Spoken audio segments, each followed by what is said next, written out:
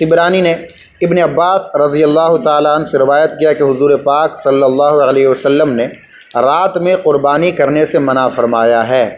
رات میں قربانی کرنے سے اس دور میں منع کیا گیا، اس کی وجہ یہ ہے کہ عام طور پہ اتنی روشنی ہوتی نہیں تھی اس دور میں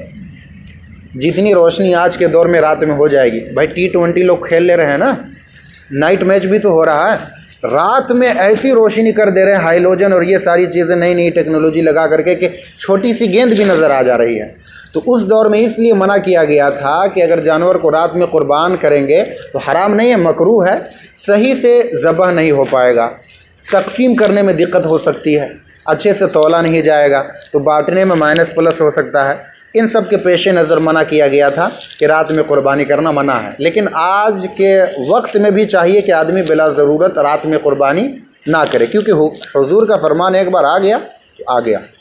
یہ میں نے لوجک بتایا، لیکن علت جو ہے اصل میں یہ حضور کا فرمان ہے رات میں نہ ذبح کرنے کی۔ ایک اور حدیث دیکھ لیجیے، سرکار علیہ السلام نے فرمایا، اچھا اس حدیث میں ہمیں اور آپ کو یہ پتہ چلے گا کہ سرکار کے فرمان کے مطابق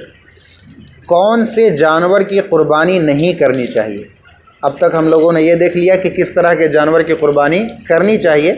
اب یہ بھی دیکھ لیجیے اور اس کا تذکرہ